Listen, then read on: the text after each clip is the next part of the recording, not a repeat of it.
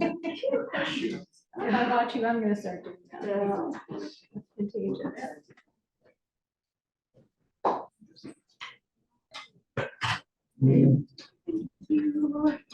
Good morning. Oh, everybody's here just waiting for me. Oh my God, see how that is when we're like, how are you? Nice to meet you. How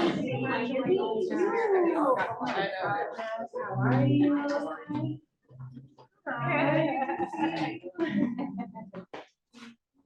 I'm sorry, I made you all wait. Good to see you, Tony. Thank you for hosting us. Oh, no, it's certainly our pleasure. How are you? Hey, Jim. How are you? Good to see you. How's the family? Good. How are you? Good to see you. Good to see you. Hi, Hal. Hal, great to meet you. I'm so sorry, then. No worries. Take a second. Get situated. Welcome, everybody. We'll get started once Mayor Romero gets situated. Thank you all for coming. We're really pleased to have everyone here to join this conversation about affordable housing for older adults. And a big thank you to AARP Arizona, who has supported this project from its inception and is helping us gather here together today for this event. Welcome, welcome, welcome. And I think Tony Penn, President and CEO of United Way of Tucson and Southern Arizona, is going to kick us off with a couple of remarks. Well, first, I'd like to welcome everybody and thank each and every one of you here for coming and being with us today for a very important subject that is in keeping with the mission of United Way. But I'd like to first welcome all of you to this community resource campus that was built initially in partnership with the city of Tucson and the United Way of Tucson and Southern Arizona. And it is a great example of the kind of partnership that it takes to be able to address the issues that we're talking about today. Our mission at United Way is building a thriving community by uniting people, ideas, and resources. And that's what we're here to do today. And that's our purpose. Our purpose today is to address some of the facts that were discovered in this great report that was actually commissioned by the Tucson Housing Foundation, AARP, the United Way of Tucson to Southern Arizona, and of course, the Southern Arizona Elder Alliance. And one of the facts that's alarming in this report is that more than 3,000 older adults in our community are on a years-long waiting list for affordable housing.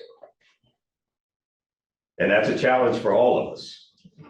And certainly it's a challenge that is one that the United Way is very pleased to be able to jump in and help. And to bring the alliance and the attention that it needs to do something about it. Because it's the actions that we all take to be able to address these problems. And if we don't, the situation gets worse. And so that's what we're here doing today. It's about developing actionable strategies and partnerships and alliances that it will take to be able to solve the issue and solve the problem. It's getting more important to me every day as part of the older adult population. And I've got the 13 grandbabies to prove it, that to be able to address these kinds of issues, and it's important. I cannot thank enough our mayor for being here and being present to be a part of this and to share her leadership prowess and her capability of being able to impact this issue. So thank you, Mayor, for being here and being a part of this today. Thank you, Jim Murphy, for being a part of the leadership of the Affordable Housing Initiative for Older Adults. And it's important that we all work together. And then I would be remiss if I didn't say how much I appreciate the fact that we've got my good friend Mark Clark from the CEO of PCOA, who's also here to help us address these issues, along with other members of the alliance that you're going to hear more about here in just a second, as Liz introduces everyone who is at the table today, who are all playing extremely important roles in being able to help come up with strategies and solutions that work. Most of all, we need to lower the barrier, lower the threshold that it takes to be able to get people the housing that they need, especially seniors in this time. So with that, again, welcome to this Community Resource Campus, and thanks to all of you for what you're about to do and making a difference for the 3,000 or more who right now deserves to get off the waiting list and get a roof and a home over their head. Thank you, Tony. Thank you all for being here. We do have an esteemed group of panelists today, and so I want to acknowledge, number one, your dedication, your longstanding effort to this project in particular. We started this conversation before COVID, and so it's been a long time coming to fruition. So across from me, Jim Murphy, who is the president of the Tucson Housing Foundation, also the chair of the Housing Action Team of the Elder Alliance. Thank you. Jim has been the main catalyst for a lot of this work for many years, so we're grateful for your efforts. Hal Bergsma, who is a retired urban planner, if I'm not mistaken, and is one of our AARP Livable Communities volunteers. Thank you for joining us, Hal. Jim Tofel, who is a developer and owner of Tofel Dent Construction. Thank you, Jim. Liz Morales, who's been terrific and just so engaged around these issues. She's our Director of Housing and Community Development for the City of Tucson. Mayor Romero needs no introduction, but here she is. Thank you. You heard from Tony. Corky Poster, who is a principal planner and architect at Poster, Mirto, and McDonald, and you all know probably has done so much for housing in the city of Tucson, so thank you. And Mark Clark, President and CEO of Pima Council on Aging.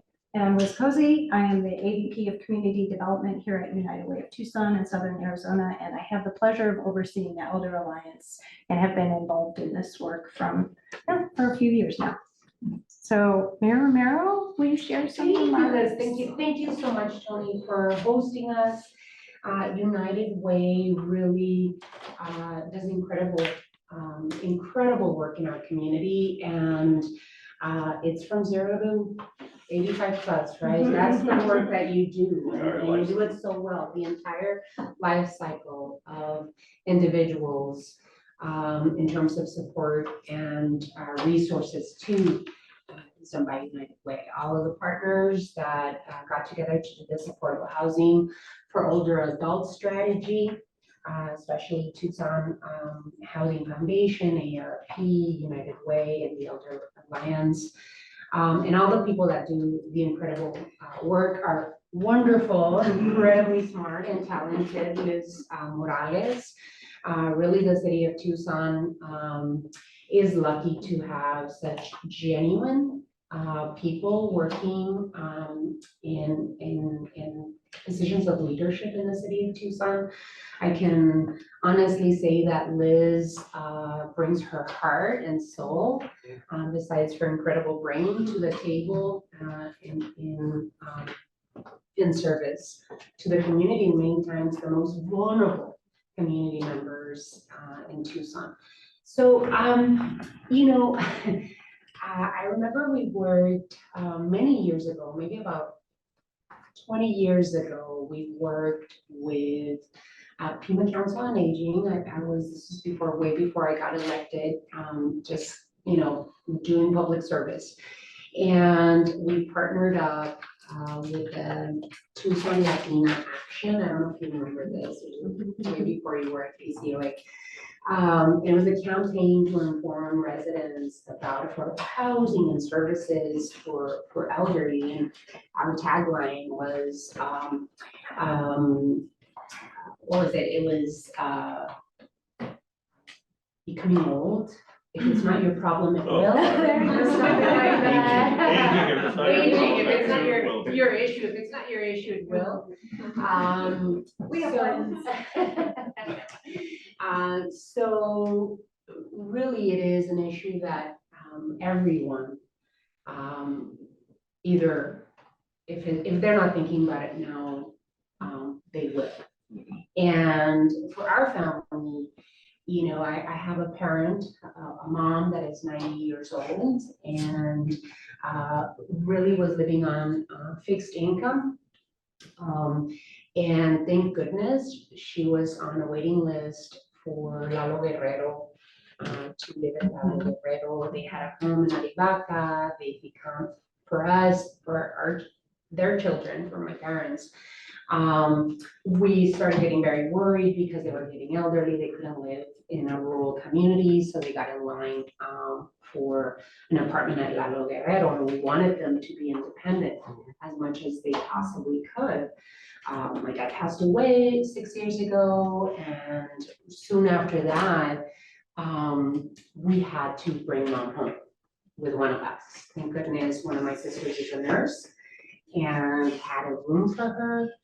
That's very traditional with what we do. Mexican families want to see their parents and take care of our parents. But we understand that not everyone has that luxury.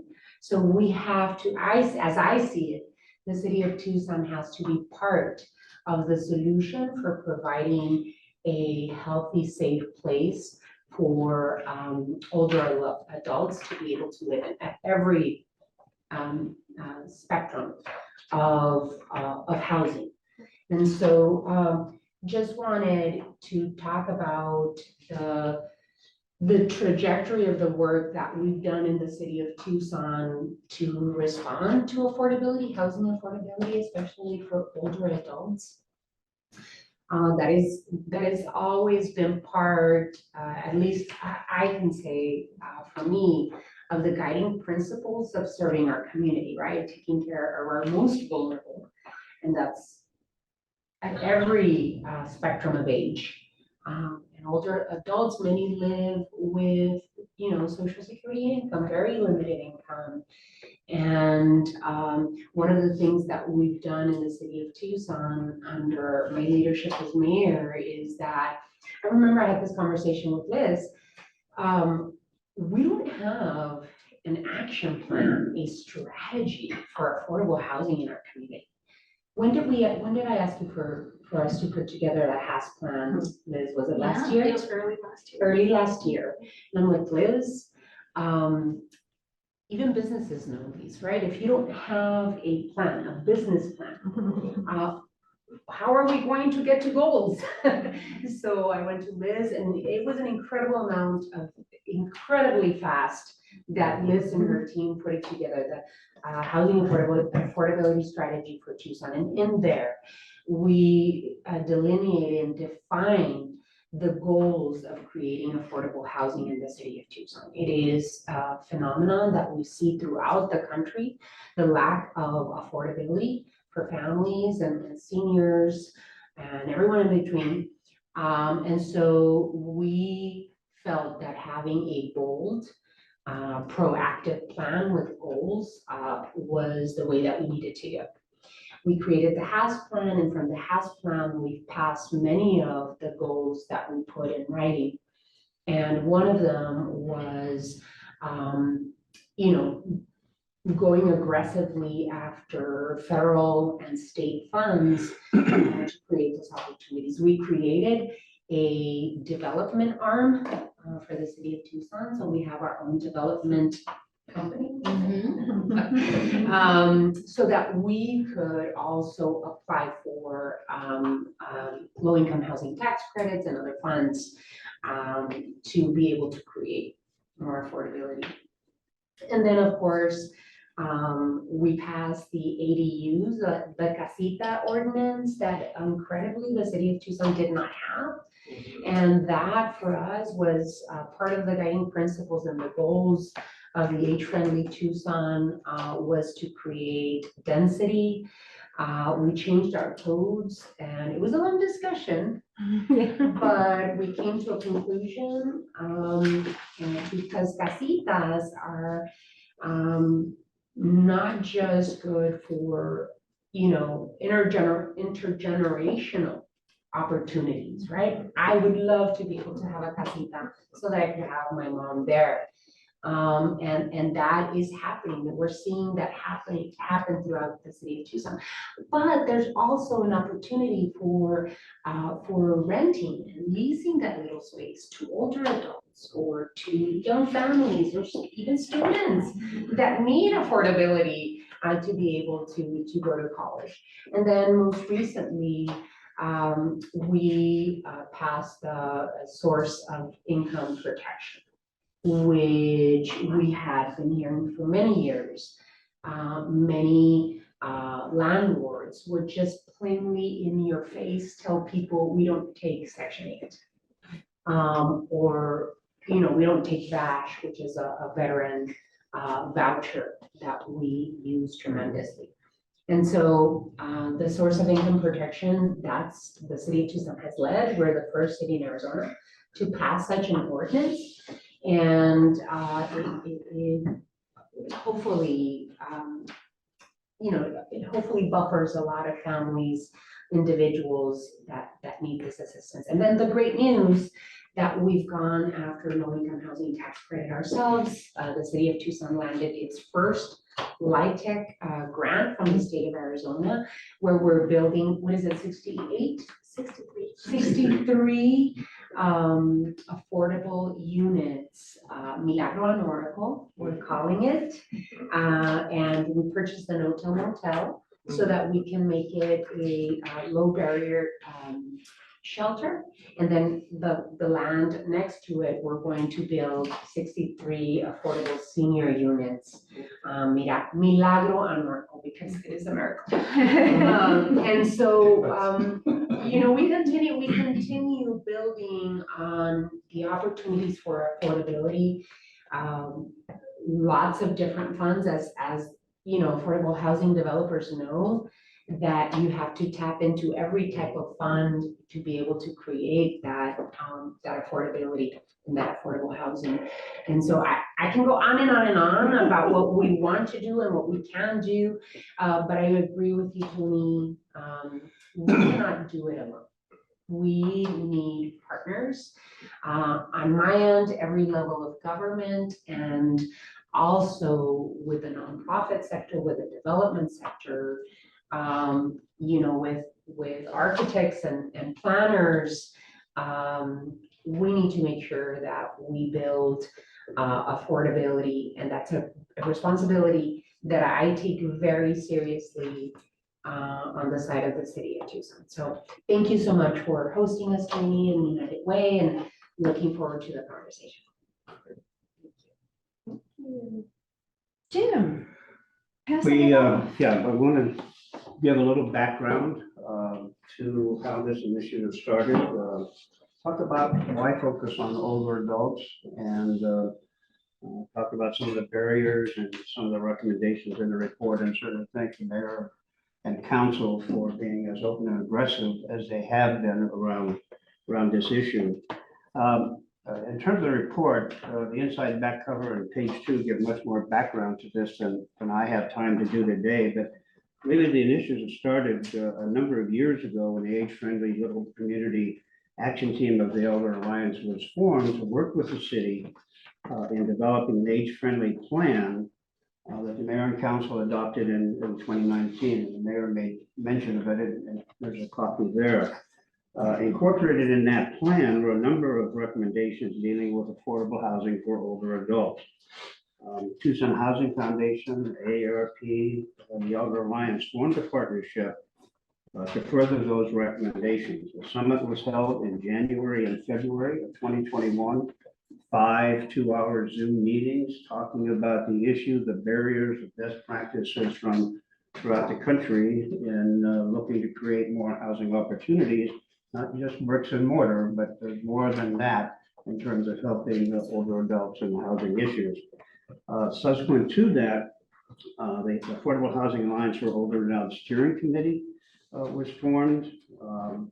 Issue teams were developed as part of the study around these various issues, and a research consultant was retained to help us lead the discussions and move to specific recommendations.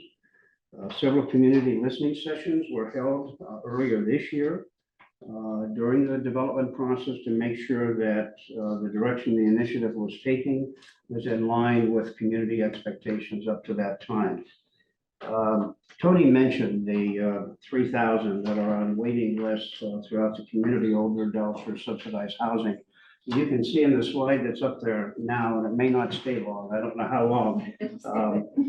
But Councilman Cozzi just had some calls just recently. The one 2 weeks ago, we were securing housing for an 80 and 78-year-old woman. Today it was two more, both in their 70s. One of them was dropped off at Sister Jose's and just said, you deal with this person's problem. They really didn't need a shelter, they needed permanent housing.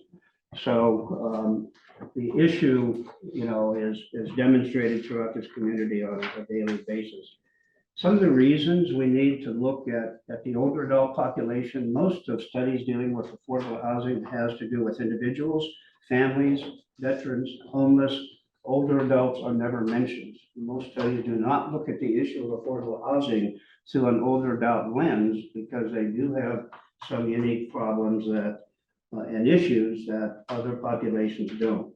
One is obviously the population itself. The baby boomers are a large group that are now in an older adult category. The over 80 population is projected to grow in the next 13 years by 24 million people. And the new older adult population, Gen X, is a much more diverse, radically and ethnically. Some of the issues, again, that the older adults face that I've known is the income instability, stagnant income. Many are very low Social Security, basic Social Security, maybe $1,000 a month. And how can you live on that?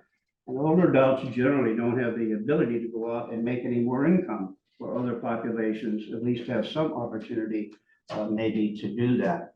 Other things that are impacting older adults' ability to have housing is access, ability, and assistance, mobility issues with canes and walkers.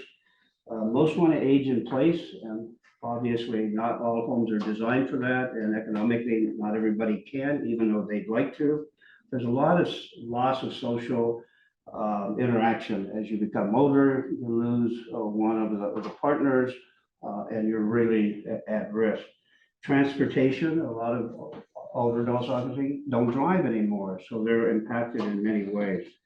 So what can we do about it? There's another slide that's coming up in a minute that notes the 7 basic areas of recommendations. One is land use and zoning, talking about developing form-based codes, flexibility of land use, inclusionary zoning, the elimination and reducing of other requirements, or developing incentives for developers, repurposing and adaptive reuses of properties and buildings, closed school properties, closed shopping centers or parts of shopping centers. We see shopping centers getting into all kinds of different businesses than in the past. Southern Arizona cultural and Arts Alliance. Arts and sciences are now in a mall with their huge facility of supporting arts in the community. So there's opportunity for other kinds of uses. Rental increase limits. I know the mayor and council and other jurisdictions would like to do something in this area. Other states and communities do have the ability to limit increases of 3%, 4%, 5% a year, rather than 45 or 50%. Again, when older adults are kicked out, they don't have many places to go. Younger people at least maybe have an opportunity to piece together and find some more income.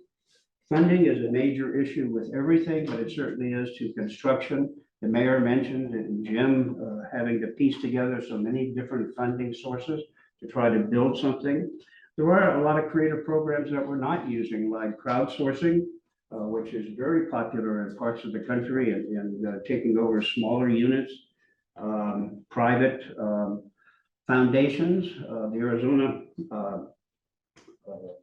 what's it called? I can't remember the name of it, but there is a statewide foundation now that allows social like loans at 2 or 3% and grants for affordable housing.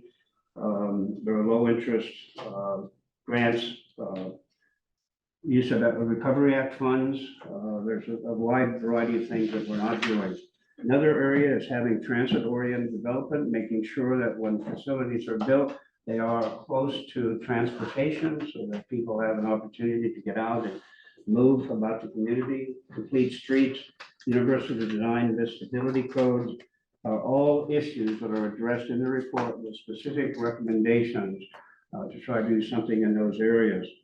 The right side of this slide that's up there now talks about where we hope to go from here.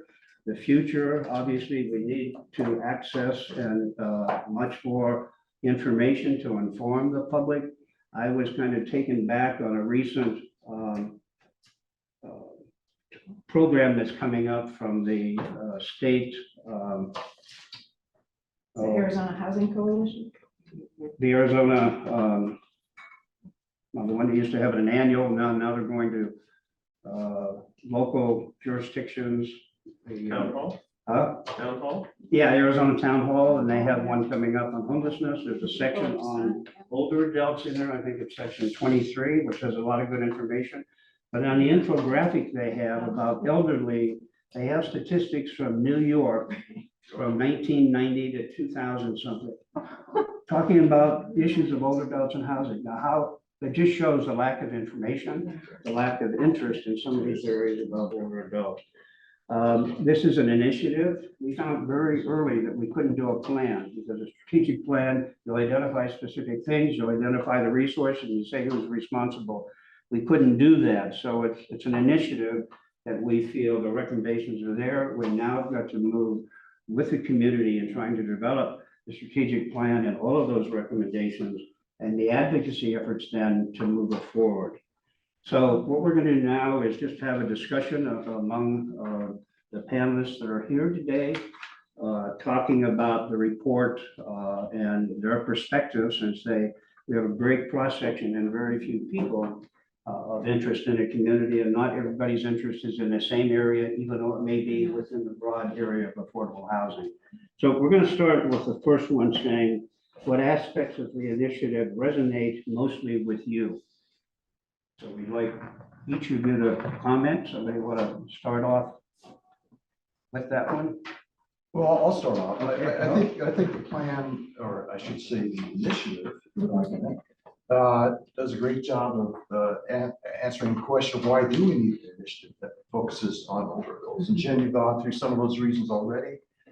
Things we don't always talk about, or think about, but obviously physical limitations, income limitations, a whole bunch of things that makes us want to think more focused, or look in a more focused way on the housing needs of older adults.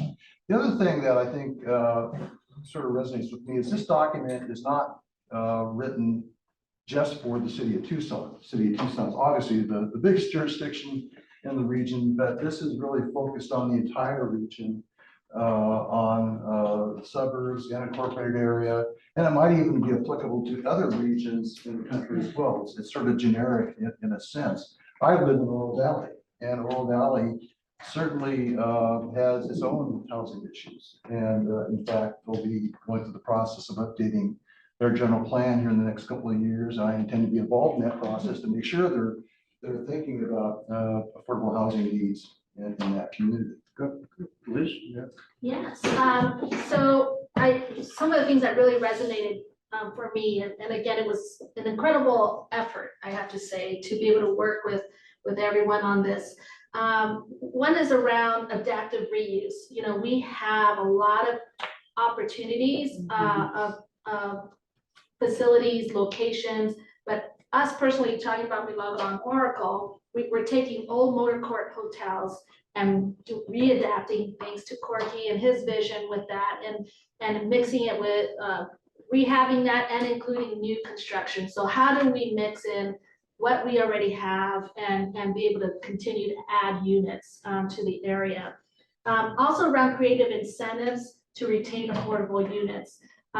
We need to bring our developers in to help us with this housing supply, and how do we make it, incentivize that for our developers?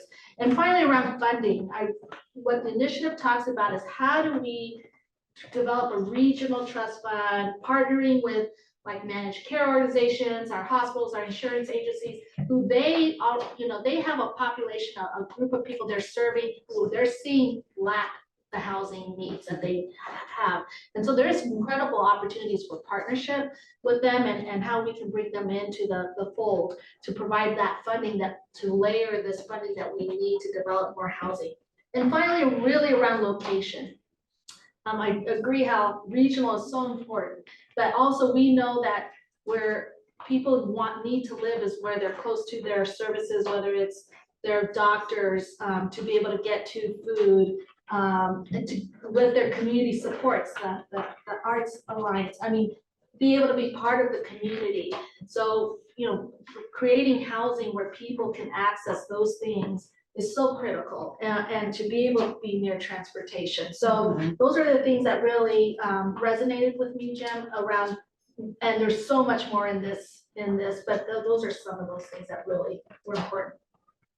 Corky? Yeah, I want to follow up on that. I mean, what's really impressive in this report for me, number one, is the clarity of the report itself. I'm used to, 60-page documents with text and, you get done. Executive summary.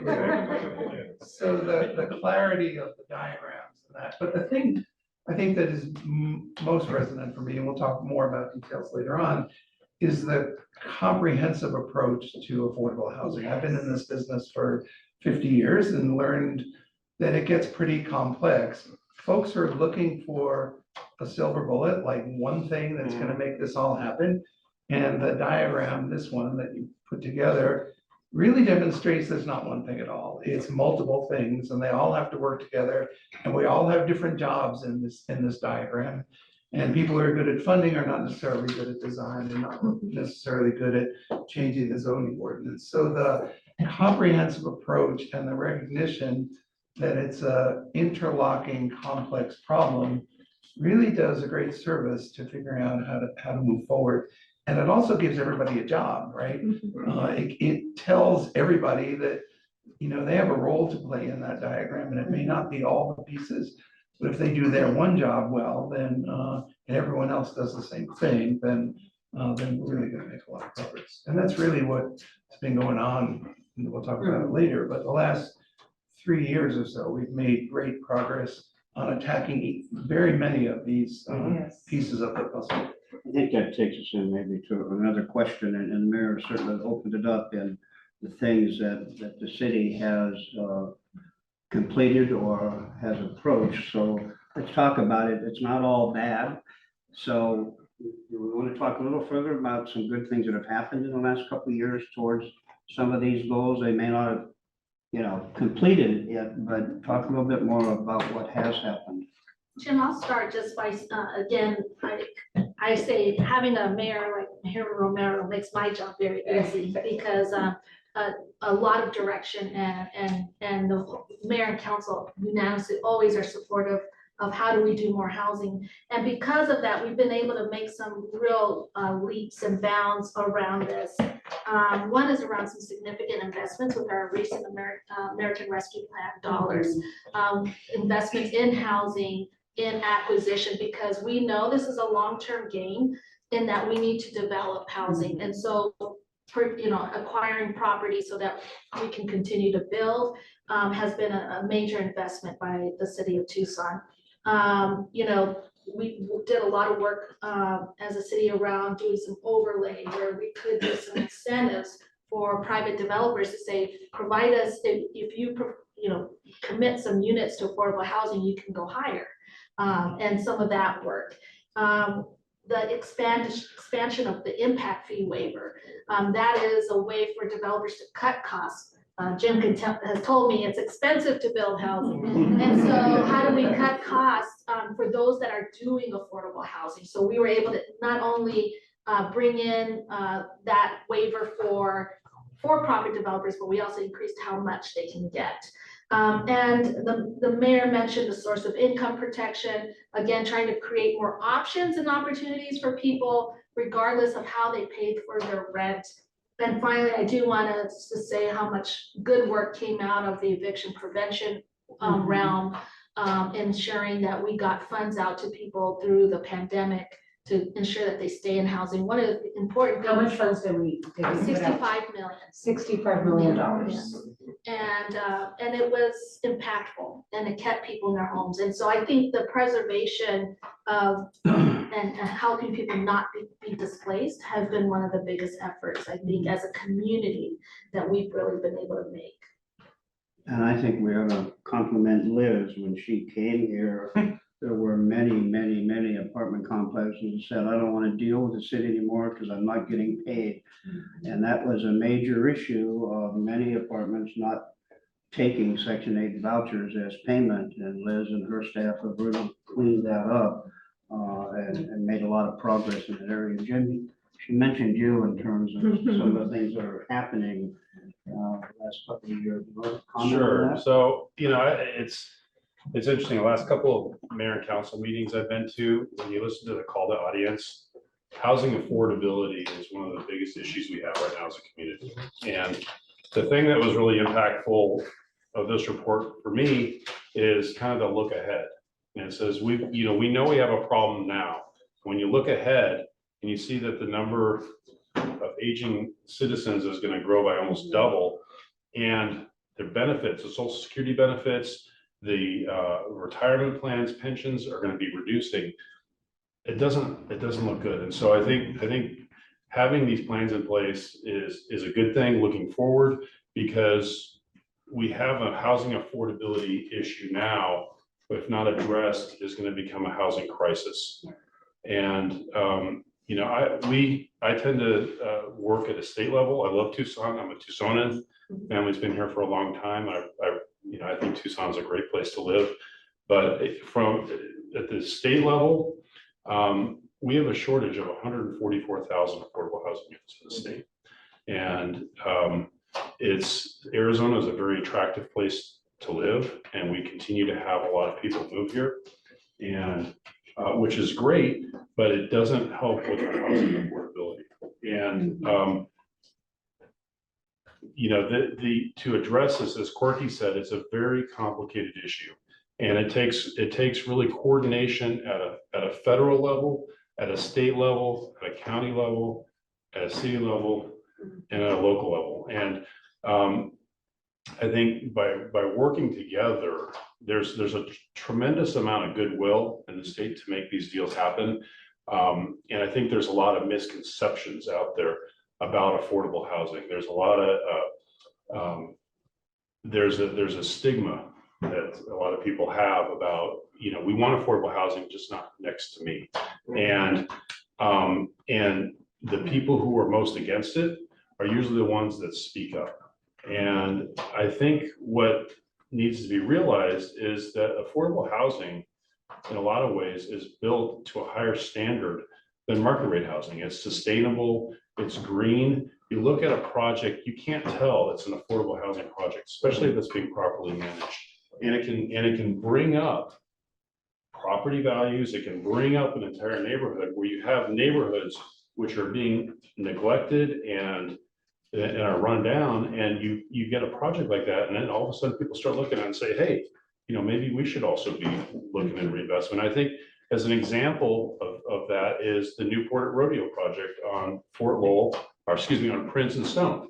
That northwest corner of Prince and Stone had that big ugly concrete structure, and it was a very rundown, dilapidated corner. And now you look at it and there's a beautiful project, and nobody's going to look at that and say, I don't want that near me. Yep. And that's going to help bring up that neighborhood.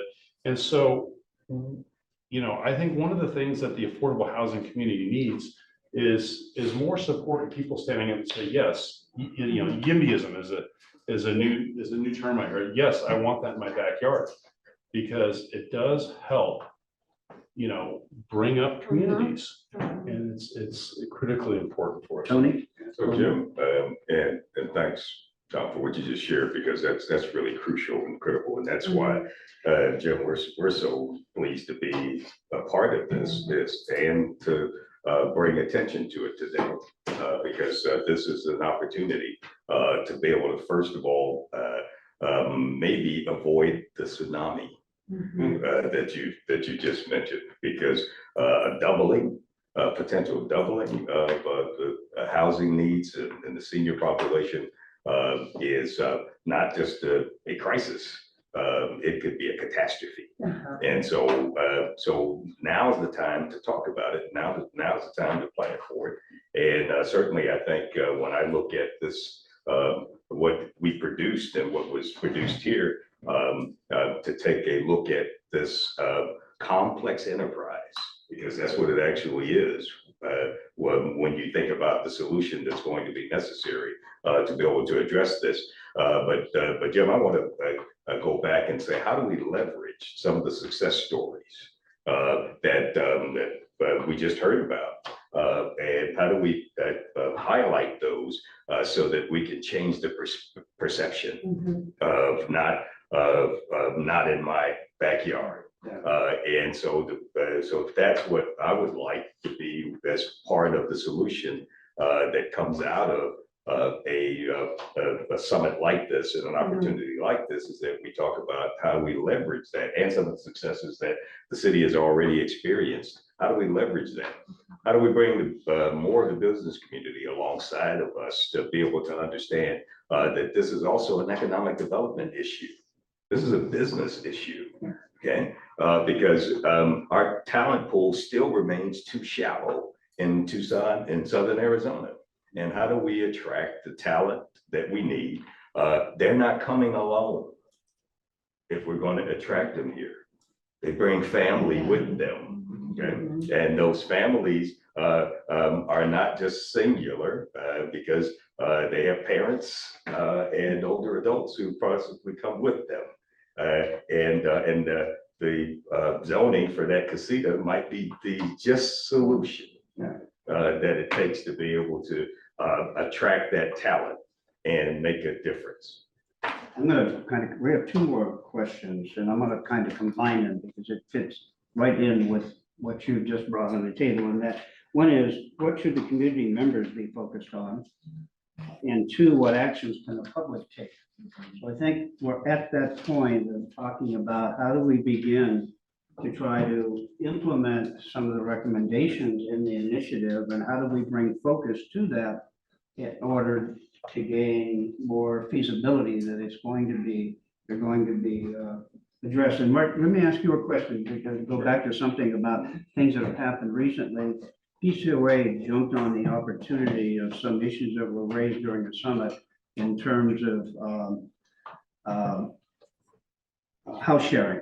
Right. And attempted to do something in this area and was stopped. And I think, again, many of the efforts are stopped because of various legislative, local or state. So I thought maybe it'd be a good time for you to mention that. Well, it's certainly, I think advocacy is a very important thing. And here we are a week away from election day. And so to remind people the importance of voting, that elections have consequences and voting is so important. I think, I mean, there's just sort of no way to underestimate that, I would say.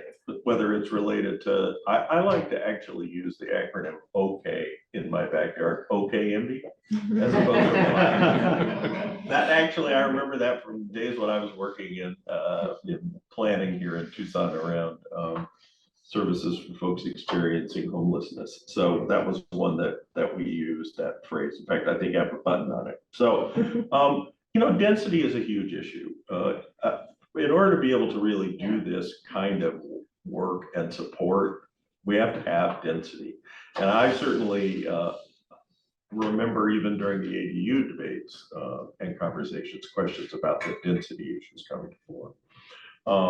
The home sharing issue, Jim, that you raised is a I thought, we continue to think it's a very interesting and marvelous way to leverage what I refer to as excess bedrooms, especially in the central core of the city of Tucson. We sort of, actually, we undertook an effort funded by both Pima County and the Board of Supervisors and the Mayor and Council, the city of Tucson. And what we ran into was COVID. A number of people we talked to were very interested in thinking about the idea of home sharing, but they just weren't sure they were ready to bring a stranger into their house.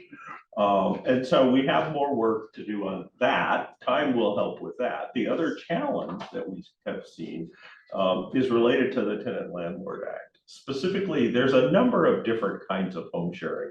I know Liz and the city are looking at what I refer to as a roommate matching version of home sharing.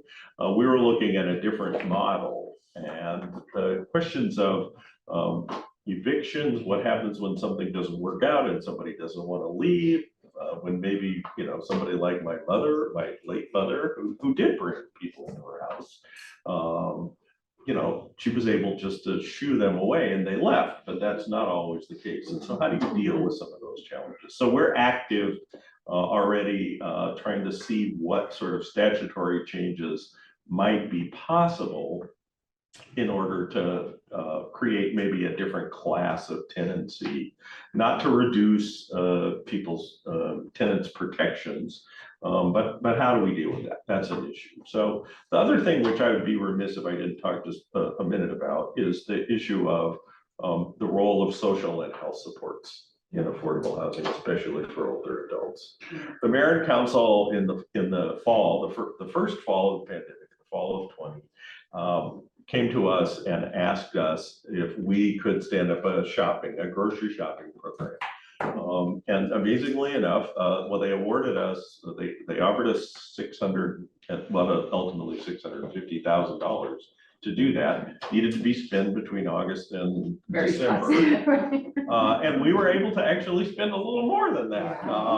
But that was the kind of thing that allowed those folks to stay in their houses because they were scared to go out, they weren't able to get out, and we were able to do that. And so as we think about affordable housing, continuing to think about what are the kind of supports that people who are living in these communities need, or in these housing units need. And finally, I will have to give a kudo to the mayor as well. And unfortunately, I can't think of the right name for the new team that Lee Hopkins is working with Sarah Lanius on. Community safety, health and wellness. Yes, the community safety, health and wellness team that's going out and responding to difficult situations that don't need the involvement of law enforcement. And that's such important work. And that's a great example of the outside the box thinking that's going on at the city of Tucson. We have a few minutes left. I'd like some more comments, but I do want to mention about the county, and we made attempts. We've had representation on the steering committee from the county from the beginning, and somehow lost that contact and wasn't able to reestablish someone to be here today. But I know on the Board of Supervisors agenda, there's an affordable housing issue today of funding affordable housing. So I want to mention that we're not ignoring the county, and the county has been engaged, and they are moving. And as Hal said, he has an end with Oro Valley and this report, and it says right in it that although we focus a lot on the city because it's familiar to us and it's easy to gather data, I know from work with AARP and others that nationally affordable housing is an issue. So it's not just here. Some of the recommendations we have are shared recommendations with many other parts of the country. Yeah. Yeah, we've really accomplished a lot in the last 3 years. Many of these things we've mentioned, the ADU ordinance is huge. The reemergence of HCD as a development partner, in the 90s and the early 2000s, it was one of the best in the country. Yes. And then we kind of had a dry spell for a long time. And now with Liz's leadership and the mayor and council's leadership, we are now back. People don't know what HCD is necessarily. Housing community development. I'm sorry, housing community development. We are back in the development business, and it's such a breath of fresh air. But we also have some more work to do. We have approved the affordable housing incentive in the Sunshine Mile Overlay District. We are now trying to include it in the infill incentive district, which is gonna come before mayor and council in January. That's a heavy lift, but I think it's really gonna work. We really need to look at parking comprehensively in the city. Yes. We've got a fairly progressive parking requirement for seniors and affordable housing at 0.75 per unit. And there's in the grant, we're doing a project now, the no-till motel Milagro project, we're using a 25% reduction from that because it's in the Grant Road incentive district. So that really helps a lot. We have a real issue with closed schools, and it's one of my things I've been harping on. Almost all closed schools are in an R1 zone, and you can't develop multifamily housing. And so we need a separate zoning element that says for a closed school, we can redevelop that for senior affordable housing. It's critical. And again, that's going to be a fight. And then finally, from my point of view, this neighborhood pushback is a real issue.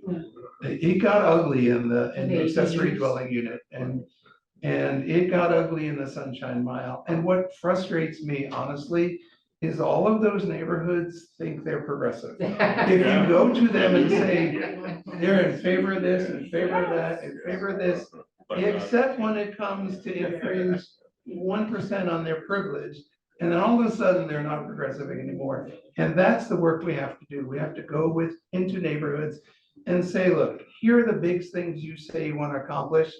You're gonna have to give a teeny tiny bit in order to get that accomplished. And that's heavy lifting work. And you know, we live in a blue city, in a blue part of the state, but you know, boomers are a little disappointing to me these days in how much they're willing to have a blind spot in their own personal privilege relative to the progressive issues they want to accomplish. So there's some heavy lifting in that area that we need to do. Yeah, so the other thing, mayor and council, was it 2 years ago, established the Commission on Equitable Housing and Development to help address equity issues and affordable housing issues for the city of Tucson, and to advise mayor and council on things that can be done to help address those and incentivize more this type of housing in our city. So Michael Edmonds in the back, Megan Headings, Mark Clark, Liz, and I are all. And so there's been a lot of discussions in the commission about what we can do. We are currently discussing several recommendations to mayor and council that are in line with the HAST plan, including some of the rezoning things that Corky was just talking about, and making more sites available for affordable housing projects.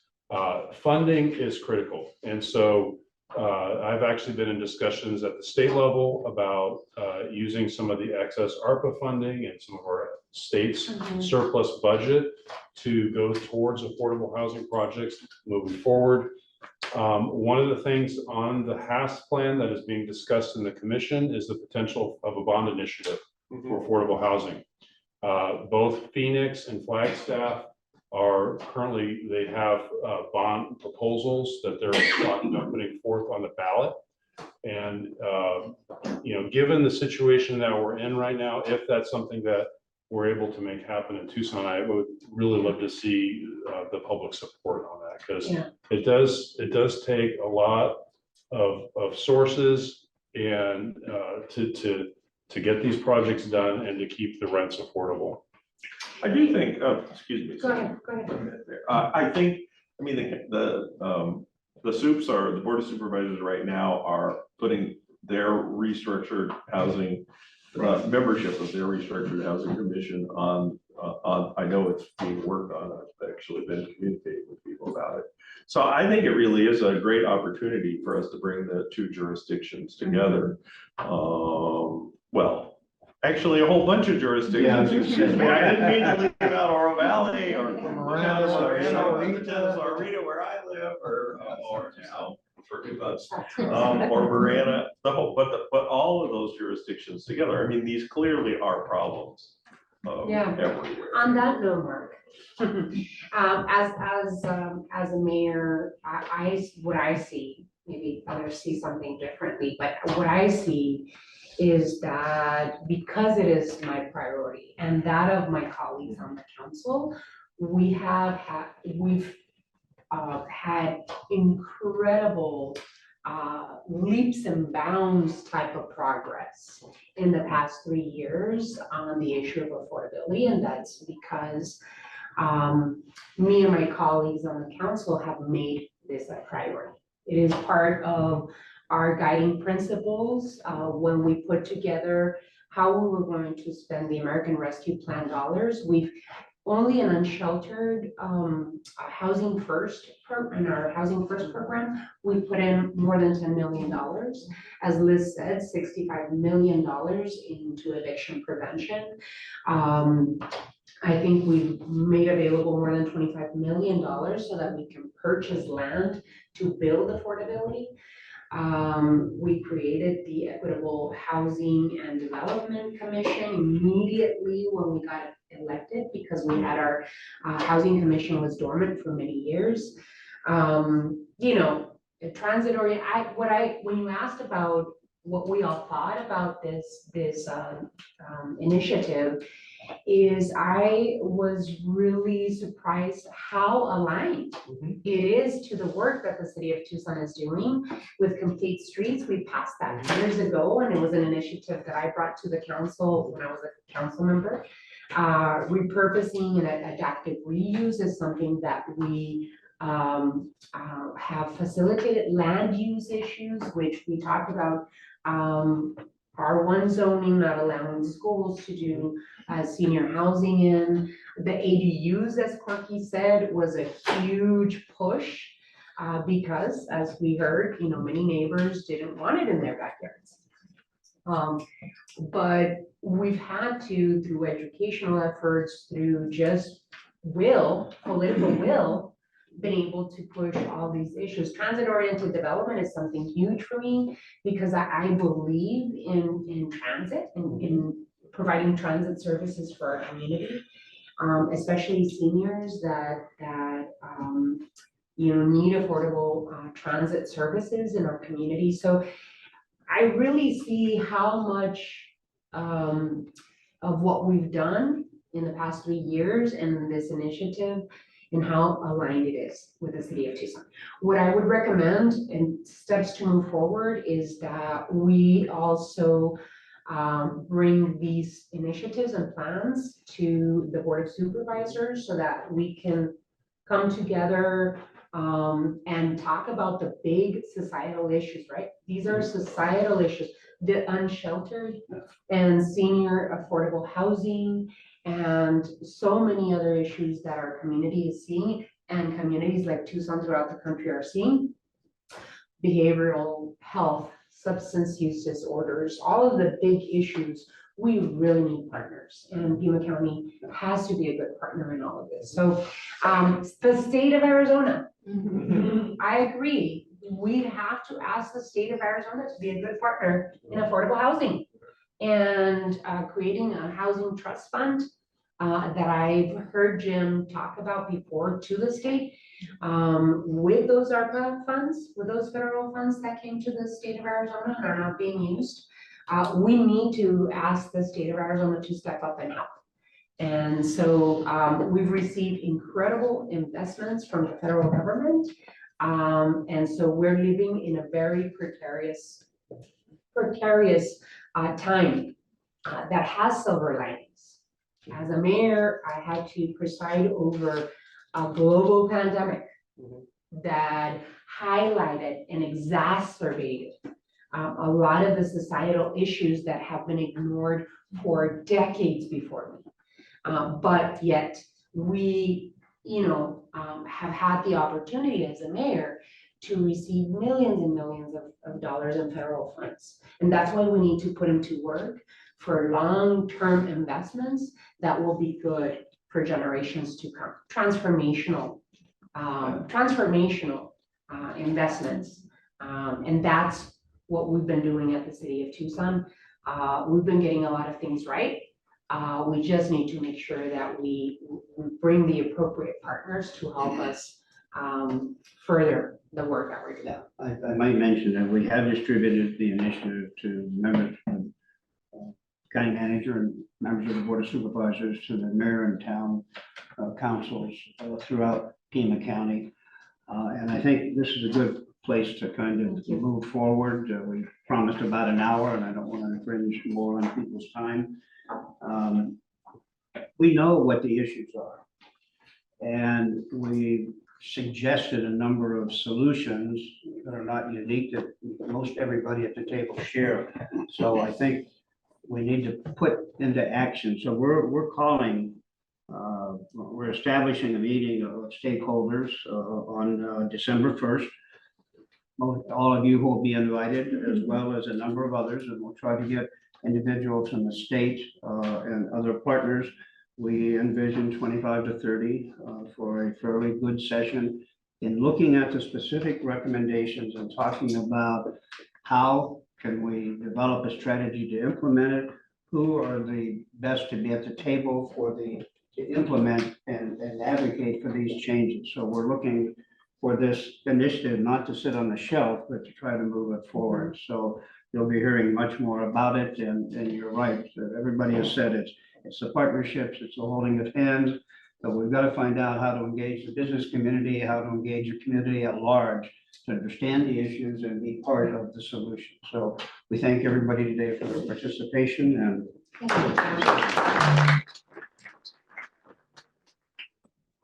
You can find the initiative in a lot of the resource materials that were used to develop the plan and. Hey, how are you? Yeah. Yes. It's great to be here.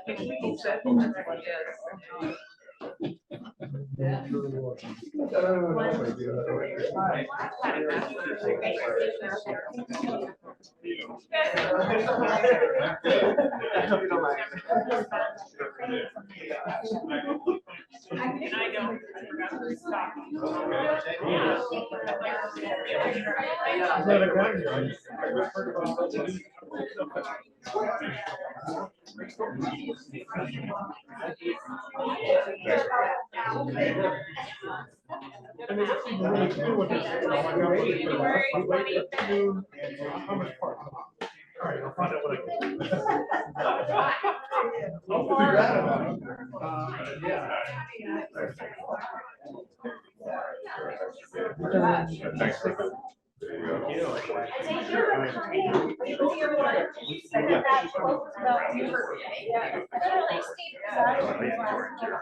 I think it's over there. Oh, okay. I was there when they stopped us. The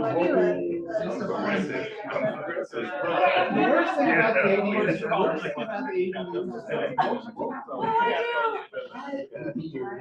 they just didn't want their neighbors.